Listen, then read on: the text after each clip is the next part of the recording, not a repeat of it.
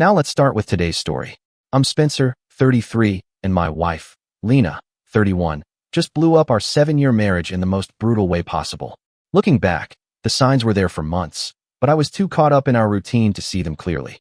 It started with small things. Lena began working late more often, which wasn't unusual in her sales job, but then she changed all her phone passwords.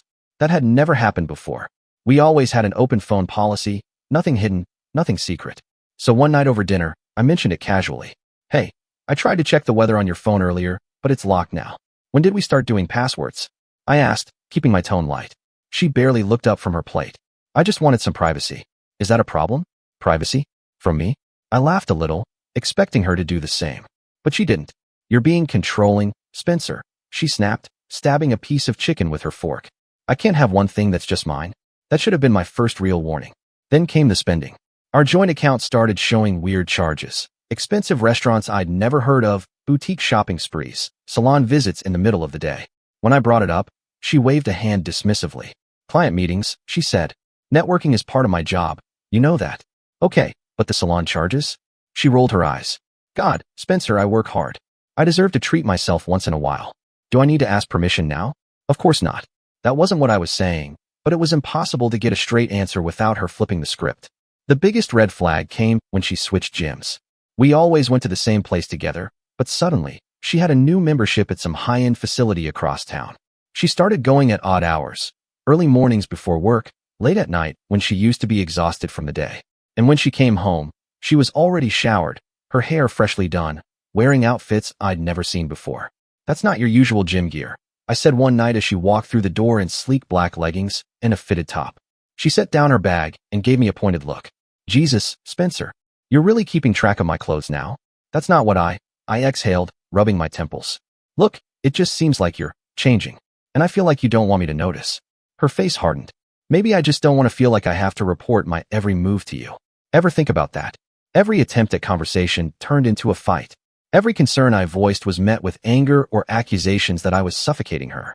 And then, last week, everything exploded. I was under the kitchen sink, tightening a pipe, when her phone buzzed on the counter.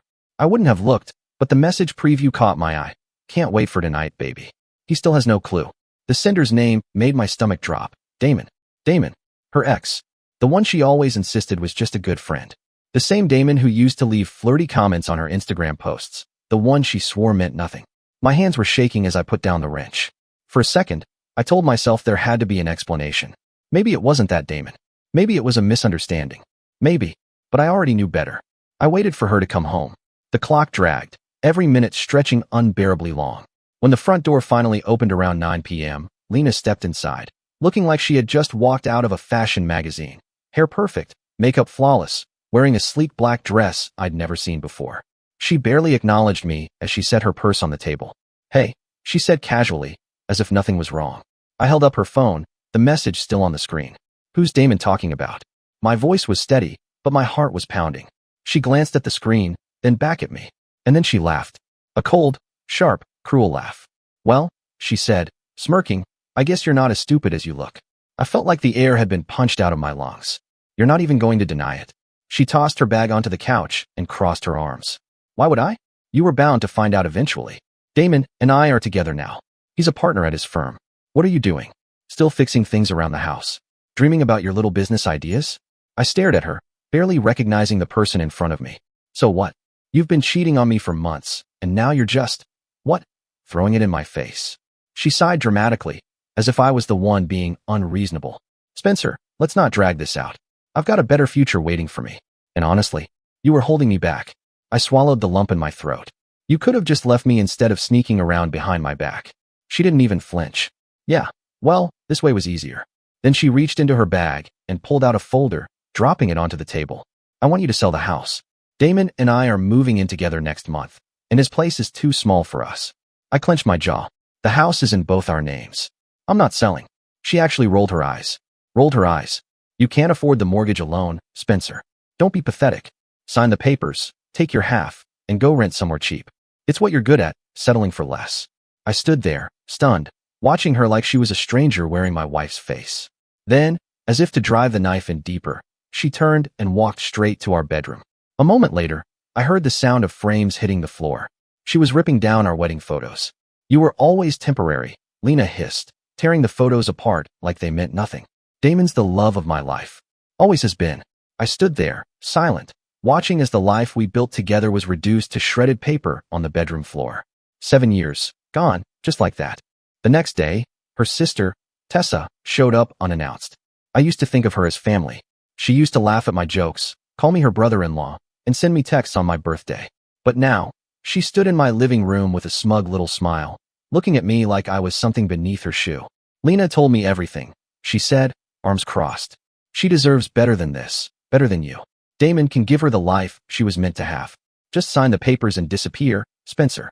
Stop embarrassing yourself. I let them think they had broken me. I stayed quiet, nodding in all the right places, letting Tessa and Lena bask in their victory. I even signed the initial paperwork for the house sale. Lena practically beamed when she saw my signature. But they don't know me. Not really. What they don't realize is that I've been watching, documenting, preparing. Every suspicious charge, every cruel message, every manipulative move. I've kept records of it all. While they were busy celebrating their supposed win, I was making my own plans. They think I'm some pathetic pushover who'll just roll over and take this. They're about to learn how wrong they are. Lena and Damon think they've won, but they have no idea what's coming.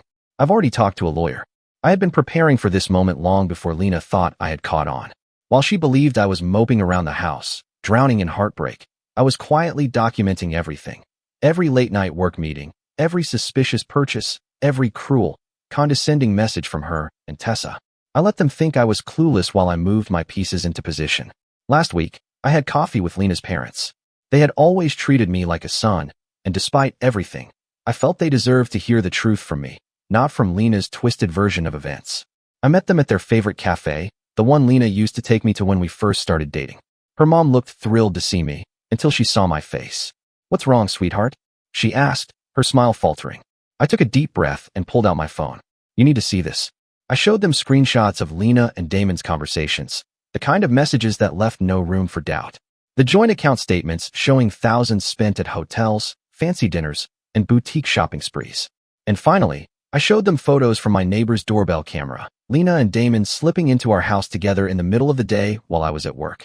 Her mom gasped, hands flying to her mouth. Her dad just sat there, staring at his coffee, his jaw tightening.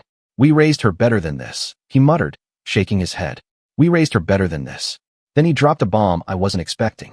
"She borrowed $20,000 from us last month," he said, his voice eerily calm. "Told us it was for home renovations. Said you were both planning to upgrade the kitchen and bathroom. That money." I exhaled sharply, realizing what it meant. "It went to a deposit on her new place with Damon, didn't it?" Her mom started sobbing, full body, heartbroken sobs. Her dad just nodded. I left them after thanking them for listening to me. I told them that the divorce is happening and there is no turning back. I did not tell them that I intend to make their daughter regret. Remember how Lena kept pushing me to sign those house sale papers? Turns out Damon's big partner position isn't as solid as they made it seem. His company has been hemorrhaging clients, and he needed the money from our house sale to cover his own debts. I found this out through an old college buddy who works in the same industry. I let Lena think I was desperate to keep the house, played right into her arrogance. Meanwhile, I had been in talks with a competing firm, the one that's been poaching Damon's clients. They offered me a position that puts me directly in competition with Damon's department. I start next week. But the real chess move? I've been recording all my conversations with Lena and Tessa. I live in a single-party consent state. Last night, Lena and Tessa came over to discuss the house sale. They walked in like they owned the place, smug and confident, their fake civility barely holding together. I let them talk, let them think they were still in control. But the moment I mentioned wanting a fair split of assets, the mask slipped. "You're lucky we're letting you walk away with anything," Tessa sneered, crossing her arms. "My sister wasted 7 years with you." Lena smirked, lounging against the kitchen counter like she was bored. "Just sign the papers, Spencer," she said. "Damon's friends are already laughing at how easy it was to push you out." I didn't react. I just let them talk. And they kept talking about how they had planned this for months, how they waited until I signed those loan papers that conveniently put more of our shared debt in my name. They had no idea that every word, every snide remark, was being recorded. They also didn't know that I had already moved most of our joint savings into a separate account, completely legal, fully documented through my lawyer. They had no clue I had been quietly compiling evidence of how Tessa had been using company resources to help Damon poach clients for his firm. That little detail was going to make things very interesting. But the best part? Damon had no idea that his little side piece, Celeste, his secretary, had just found out about Lena. Turns out, he had been feeding her the same sweet lies about a future together that he was dangling in front of my wife. And Celeste? She wasn't the type to take betrayal lightly. That little revelation was going to hit at just the right moment. This morning, Lena was still strutting around like she had already won. She even left a post-it on the fridge, "Pack your stuff by Friday." I smiled, took a photo of it, and added it to my file. I'm not playing the devastated husband they expect me to be. I'm not causing scenes or making threats. I'm just quietly moving my pieces into position. Tonight, Lena is going to a work dinner with Damon. Obviously, she still thinks I'm too stupid to see through her lies.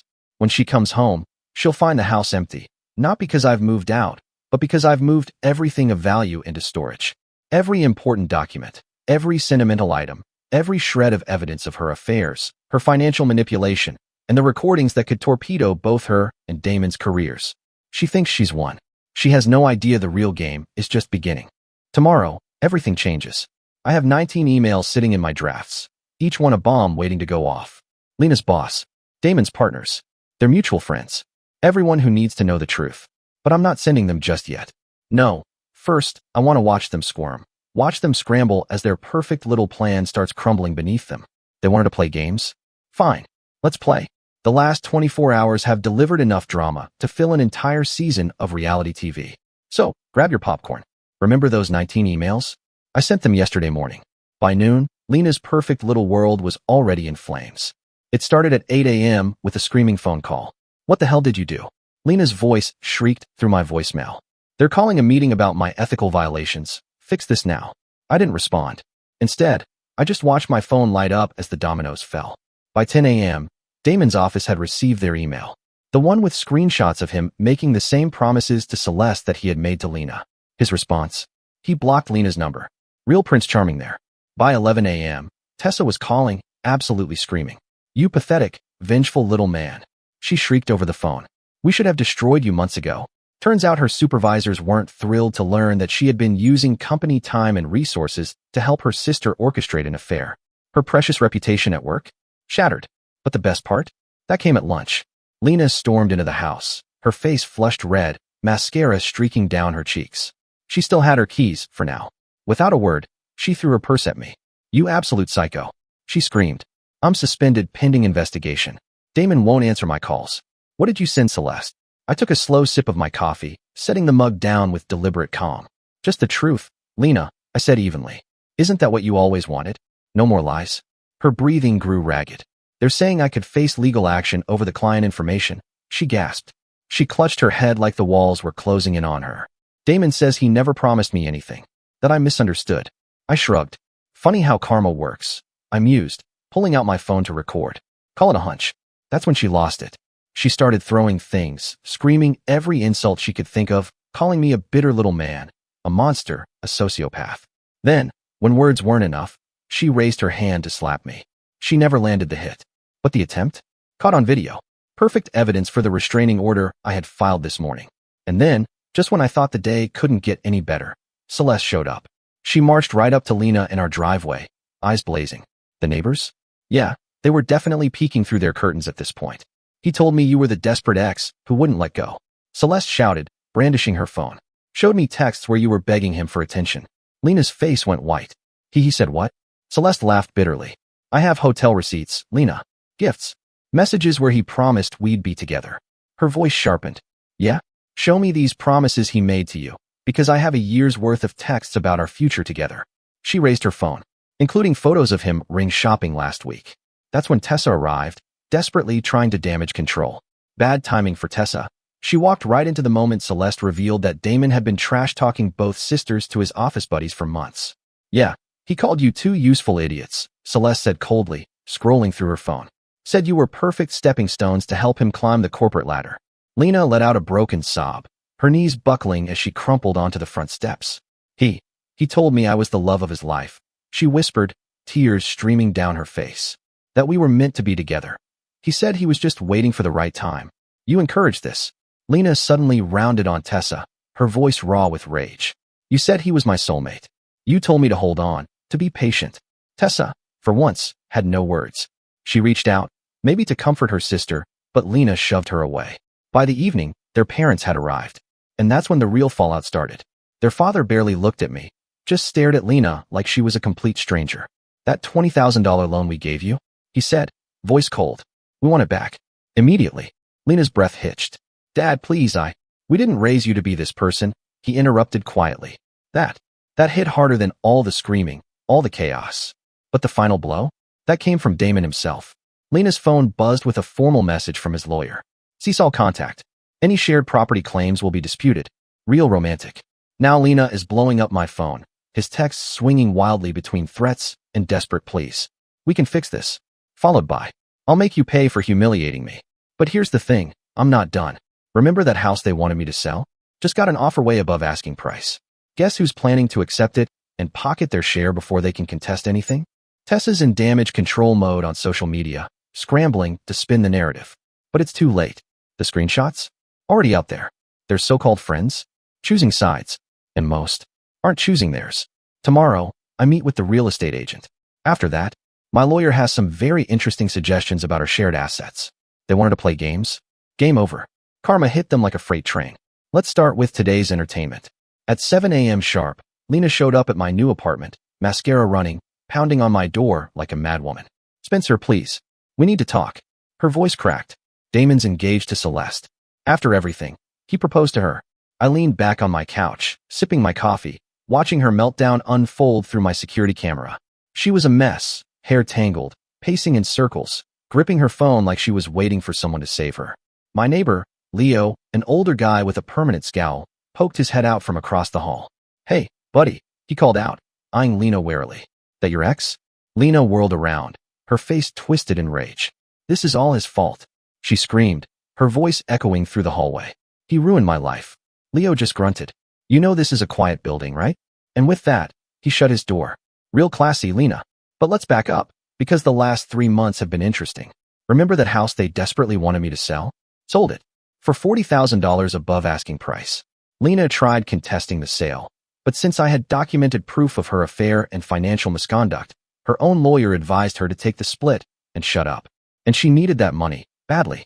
Turns out Damon had her footing the bill for a lot of their romantic dinners and hotel stays. Speaking of Damon, his perfect little life imploded spectacularly. Celeste didn't just leave him. She took half his clients with her. Yeah, turns out she'd been keeping records of his shady business practices. The moment she walked away, she handed those receipts to the right people. Now, Damon's working at a much smaller firm, desperately trying to rebuild his reputation. But here's the real kicker. I met a woman named Felicia. I met her by accident, and turns out she is Damon's ex-business partner. Years ago, he had screwed her over financially, and she had cut ties with him. We ran into each other at a local business networking event last month. She's brilliant, successful, and still very much aware of all of Damon's past schemes. She also had some interesting stories to share about his dirty dealings. We're having dinner again tomorrow. And as for Tessa, her karma hit just as hard. She'd been bad-mouthing me to everyone who'd listen, until someone leaked those recordings of her plotting with Lena to drain our accounts. Now, she's persona non grata in our social circle. Last week, Tessa tried adding me on LinkedIn. Denied. But I didn't just ignore it. I attached a screenshot of her text calling me pathetic and sent it right back. Lena, on the other hand, is living with her parents now. And let me tell you, the look on her face when she saw me and Felicia at her favorite coffee shop? Priceless. She stopped dead, coffee in hand, eyes darting between us like she couldn't believe it. "You've got to be kidding me," she muttered, her voice sharp. Felicia just smiled, calm, unbothered. "Oh, is this your ex?" she asked, turning to me. "The one Damon used to laugh about?" Lena's face flushed red. She opened her mouth, probably to cause a scene, but I just sat back, stirring my drink, watching her struggle for words. That wasn't the first time she tried to weasel her way back into my life. 2 weeks ago, she sent me a novel-length email about how she'd made a mistake and how we could start fresh. I responded with a single screenshot, her message to Damon about how I was just a stepping stone. No response after that. But her parents still check in occasionally. Last week, her dad called me. "She's learned her lesson," he said, his voice low, almost pleading. "Would you at least consider?" I cut him off. "Hold on," I said, opening my files. "You might want to hear this." And then I played him the recording, Lena bragging about how she married me because I was safe while she waited for Damon to make it big. Silence. Then, a heavy sigh. "I see," he muttered. "Yeah, I thought so." Meanwhile, The local rumor mill has been working overtime. Apparently, Damon and Celeste's engagement party was quite the show. Lena crashed it, threw a drink straight in his face, called Celeste some choice names. Security had to escort her out while she screamed about promised futures and wasted years. Beautiful. But the best part? I'm thriving. That new job I mentioned? Already got promoted. And I just bought a nice apartment in that upscale complex Lena always wanted to live in. I joined a rock climbing gym a few weeks ago. Best decision I've made in a long time. The people there? Completely disconnected from all the past drama. No one whispers behind my back. No one gives me pitying looks. Just good vibes, friendly competition, and a whole lot of adrenaline. And Felicia? We're taking things slow, but for the first time in years, I feel like I'm with someone who actually values honesty. Someone who pulls their own weight in a relationship instead of expecting me to carry it all. It's refreshing. Plus, watching Lena's face turn purple when she saw us together at the grocery store? Chef's kiss. She was mid-reach for a bottle of wine when she spotted us. Her hand froze, eyes widening before narrowing into an ugly scowl. Felicia barely spared her a glance, just tilted her head toward me and smirked. X? She asked, voice casual. Unfortunately, I said, grabbing a bottle off the shelf. You want red or white? Lena opened her mouth, like she wanted to say something, but thought better of it. Instead, she spun on her heel and stormed off, nearly knocking over a display of chips in the process. I swear, it just keeps getting better. Yesterday, Tessa decided to try her luck. She tracked down Felicia, sent her a message, warning her about me being vengeful and unstable. Felicia? She didn't even flinch. She just pulled up those leaked screenshots, the ones of Tessa plotting with Lena to drain our accounts, and sent them right back.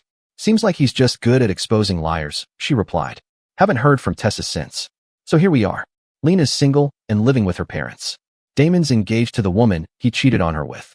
Tessa's lost most of her friends. And me? I'm doing better than ever. And since people keep asking, yes, I have security cameras now. No, I don't respond to their messages. I married Felicia last weekend. Standing at the altar, watching her walk down the aisle, I knew this was how it was always meant to be. No lies, no betrayals, no manipulation. Just real love built on trust and respect. The ceremony was perfect. My friends, my new family, and everyone who actually cared about us were there, cheering us on. The reception? Unforgettable. Laughter, dancing, and the best food money could buy. It was everything Felicia deserved. Of course, Lena had to try one last stunt. Right when we were about to say our vows, there was a commotion outside the church. Turns out, Lena, in a wrinkled dress and smudged mascara, had shown up screaming, demanding to be let inside. She can't marry him, she shrieked, clawing at the arms of the security guards holding her back. He's mine. He still loves me. I know he does. I barely blinked. Felicia just sighed. She never learns, does she? I shook my head. Nope. The guards had zero patience. A few guests peeked outside in time to see the police pull up, slap cuffs on her, and haul her away for trespassing and public disturbance. We went back inside, exchanged our vows, and sealed it with a kiss. Best day of my life. As for Damon, karma wasn't done with him either. A few months later, he got caught cheating on Celeste, the same way he cheated on Lena. She didn't just leave him, she took everything. Their house, gone. His bank accounts, cleaned out. His reputation, destroyed. Celeste had all the receipts and a damn good lawyer. She filed for divorce, took half of his assets, and made sure everyone in their industry knew exactly what kind of snake he was. Now, Damon's broke, unemployed, and practically begging for job interviews. Meanwhile, I'm happily married, thriving in my career, and waking up next to the best woman I've ever known. Karma is a bitch. Dear listeners, please share your thoughts in the comments section below and don't forget to like, share, and subscribe.